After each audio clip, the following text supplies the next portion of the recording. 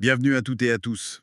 Aujourd'hui, on plonge dans un sujet vraiment central pour les élus du personnel, les heures de délégation au CSE. On va explorer ensemble comment les gérer au mieux, comment les optimiser. On s'appuie sur des sources qui visent justement à clarifier tout ça.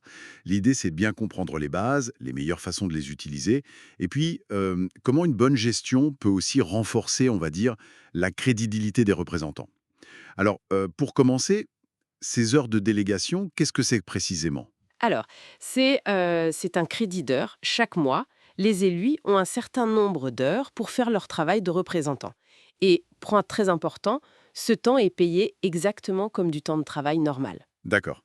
Ce sont surtout les titulaires du CSE et aussi les représentants syndicaux au CSE qui en bénéficient. Et les suppléants? Oui, parce que l'idée reçue, c'est pas d'heures pour les suppléants. Point. Mais en fait, c'est plus nuancé. Et on va voir qu'il y a des leviers concrets. Ce n'est pas une fatalité. Bon, commençons par la base. La règle numéro un, confirmée par le Code du travail, c'est bien ça. Seuls les titulaires ont un crédit d'heures de droit. C'est exactement ça, le principe fondamental. Les heures, elles sont pour les titulaires pour exercer leur mandat. D'accord. Les suppléants, eux, n'ont pas ce compteur perso. Sauf, et c'est là que ça devient intéressant, dans certaines situations précises. Alors justement, c'est quoi la première situation? Comment un suppléant peut obtenir du temps?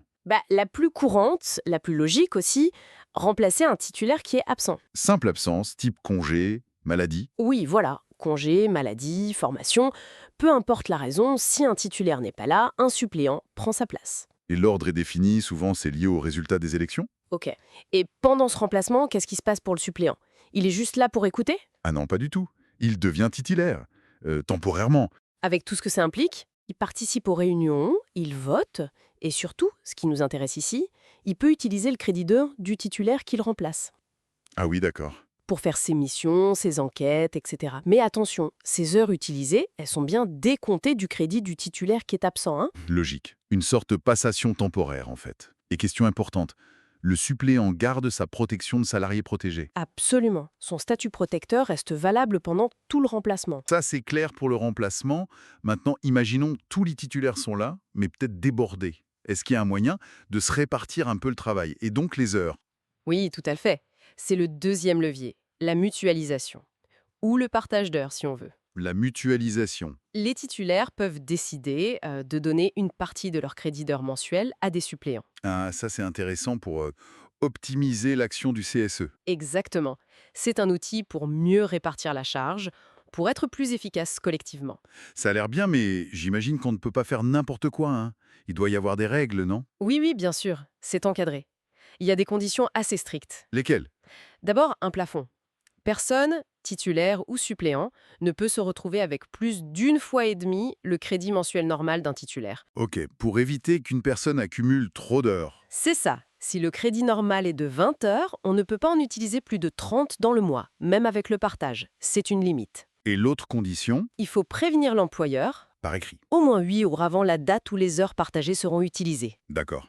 Et on doit préciser quoi dans cet écrit? Juste l'identité des élus concernés, qui donne, qui reçoit, et le nombre d'heures qui sont partagées ce mois-là. C'est une formalité, mais obligatoire. Donc ça demande un peu d'organisation, mais ça peut vraiment aider.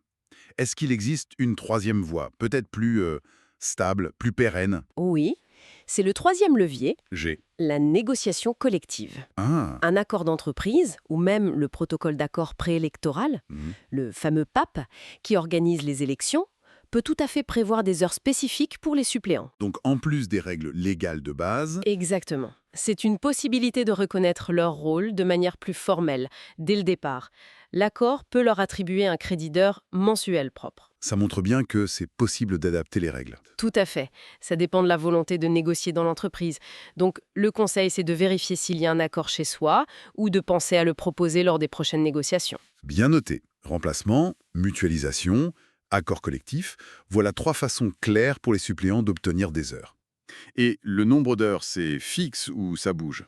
Il y a un minimum légal. Ça dépend de la taille de l'entreprise. Moins de 50 salariés, c'est au moins 10 heures par mois. 50 et plus, c'est minimum 16 heures. D'accord. Mais, et ça c'est crucial, ce minimum, c'est juste une base. On peut négocier plus. Ah bon? Oui, oui, via un accord d'entreprise, ou s'il y a un usage bien établi, ou même dès la négociation du protocole avant les élections. C'est un vrai levier, en fait. Donc, premier point clé à retenir, ce volume d'heures, il est potentiellement négociable. Faut pas hésiter à regarder ça de près. Exactement. Très bien. Alors, une fois qu'on a ces heures, comment on les utilise concrètement? Pour quel type de mission?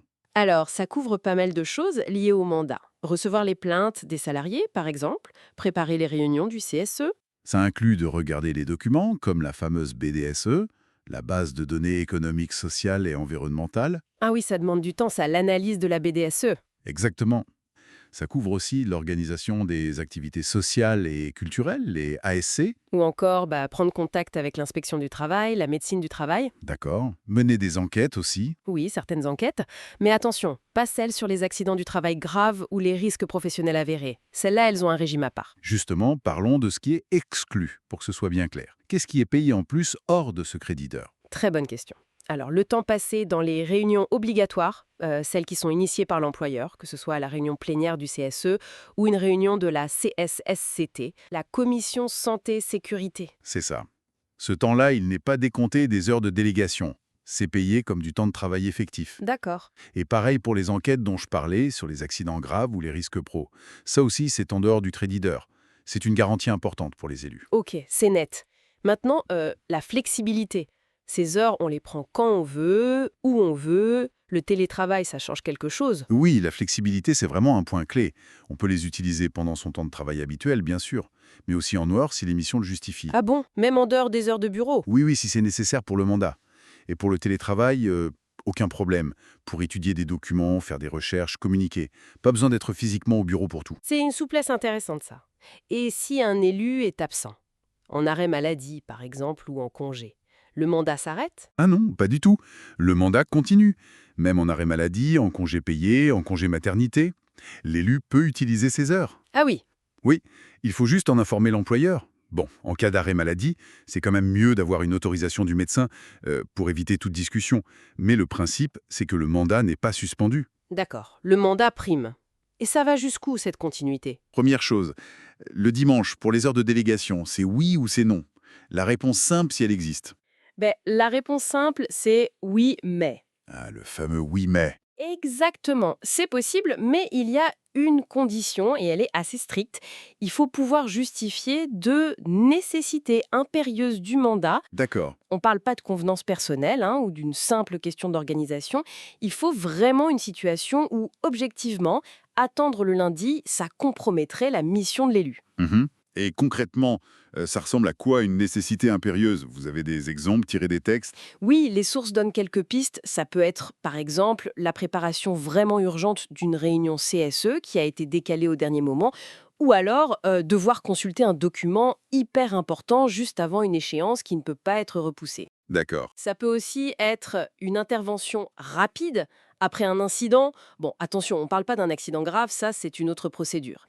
L'idée clé, vraiment, c'est que l'action ne pouvait pas attendre sans nuire à la représentation du personnel. Ok, donc le maître mot, c'est l'urgence et l'impossibilité de faire autrement. Et j'imagine que si on se retrouve dans ce cas, il vaut mieux pouvoir le prouver pour pas avoir de discussion après avec l'employeur. Ah bah oui, c'est tout à fait ça. La conclusion logique, c'est qu'il faut documenter. Garder une trace de pourquoi c'était urgent, pourquoi ça devait être fait ce dimanche-là. C'est une bonne pratique pour anticiper d'éventuelles questions et, comment dire, éviter les litiges. C'est plus clair pour tout le monde. Logique. Bon, admettons, c'est possible, c'est justifié. Maintenant, la question qui fâche souvent, l'argent. Comment on est payé pour ces heures faites le dimanche? C'est des heures sup, c'est ça? Oui, c'est la règle générale. Ces heures de délégation prises le dimanche, elles sont considérées comme du temps de travail effectif et donc payées comme des heures supplémentaires. D'accord. Ce qui veut dire non seulement le paiement de l'heure elle-même, mais aussi la majoration pour travail dominical. Celle qui est prévue soit par la convention collective, soit par un accord d'entreprise spécifique. Ça reconnaît le caractère exceptionnel du travail ce jour-là. Ça semble assez clair comme ça. Mais j'ai cru comprendre en lisant les documents qu'il y avait une petite subtilité, une sorte de piège potentiel selon comment l'employeur compense ses heures. Paiement ou repos. Ah, voilà, vous mettez le doigt sur le point le plus technique, le plus délicat. Il faut bien faire la différence entre le paiement direct de ces heures majorées et l'octroi d'un repos compensateur équivalent. Et c'est là, en effet, que ça peut se corser un peu. Ah bon? Pourquoi? Si on récupère le temps, c'est pareil, non? Où est le problème? Le problème, il peut toucher spécifiquement la majoration pour travail dominical. Certaines conventions collectives, attention, pas toutes, mais certaines lient cette majoration spécifique, cette prime du dimanche si vous voulez, exclusivement à la notion de travail effectif. Travail effectif. C'est-à-dire? Alors, juridiquement, le travail effectif, c'est le temps pendant lequel le salarié est à la disposition de l'employeur, exécute ses directives et ne peut pas vaquer librement à ses occupations personnelles. Or, un repos compensateur, par définition, ce n'est pas du temps de travail effectif, c'est du repos. Attendez, euh, ça veut dire que si l'employeur donne un repos compensateur à la place de payer l'heure sup du dimanche, on pourrait perdre la majoration spécifique du dimanche, même si on a bien bossé ce jour-là? C'est exactement ça le risque. Si la convention collective est rédigée de cette manière, c'est-à-dire qu'elle conditionne la prime du dimanche uniquement au travail effectif, alors techniquement le repos compensateur ne déclenche pas le paiement de cette prime spécifique. On récupère le temps, oui, mais pas l'indemnisation financière supplémentaire liée au fait d'avoir travaillé un dimanche. C'est un détail, mais un détail crucial qui peut se cacher dans les textes. Ah oui, quand même. Ça, c'est une info hyper importante. Ça change un peu la perspective sur l'intérêt du repos compensateur dans ce cas précis, du coup. Absolument. C'est pour ça qu'il est indispensable, vraiment pour les élus, de vérifier leur convention collective ou leur accord d'entreprise. Il faut regarder précisément comment est formulée l'indemnisation du travail dominical et si elle est liée ou pas à cette notion de travail effectif. C'est le seul moyen de savoir exactement à quoi s'attendre et d'éviter les mauvaises surprises. D'accord. Donc, pour résumer, si j'ai bien tout suivi, utiliser ces heures le dimanche, c'est OK, mais seulement si c'est hyper urgent et qu'on peut le prouver. C'est ça. Pour la paie, normalement, c'est heures sup avec la majoration dimanche. Sauf si on prend un repos compensateur et que la convention collective est restrictive, liant la prime au seul travail effectif. C'est bien ça? C'est une excellente synthèse des points importants qui ressortent des documents, oui. Et maîtriser ça, ce n'est pas juste du jargon juridique.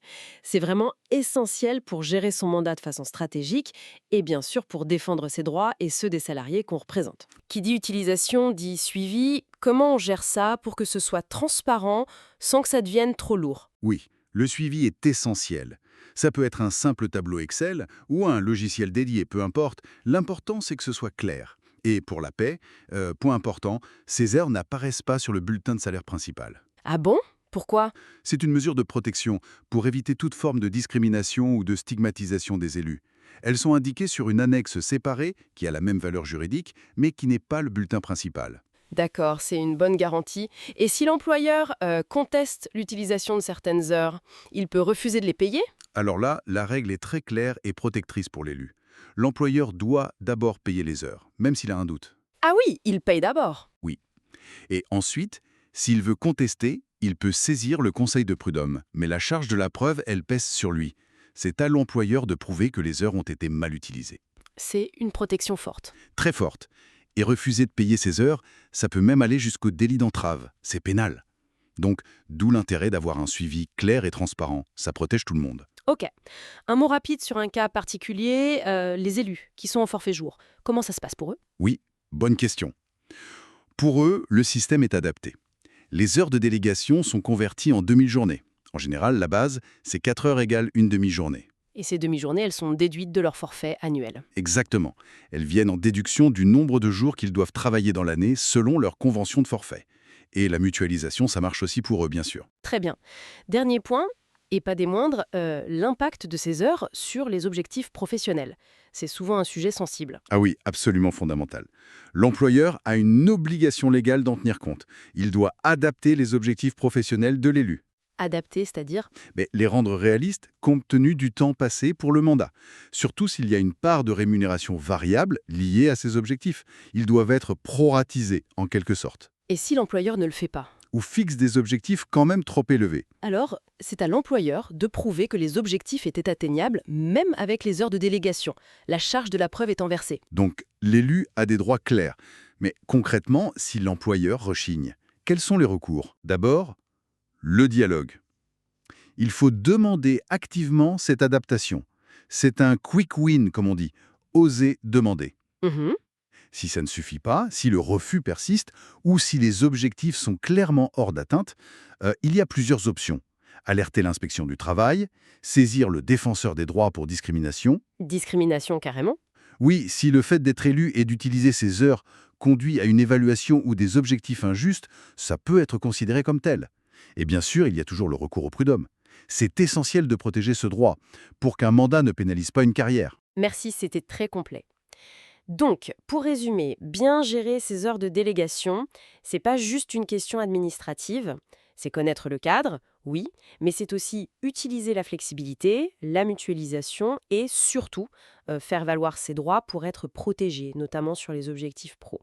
C'est un outil puissant en fait. Tout à fait. Et ça ouvre une réflexion, peut-être pour finir, au-delà de juste respecter les règles, comment est-ce qu'une gestion vraiment proactive et transparente de ces heures pourrait changer la façon dont le CSE est perçu dans l'entreprise? C'est-à-dire.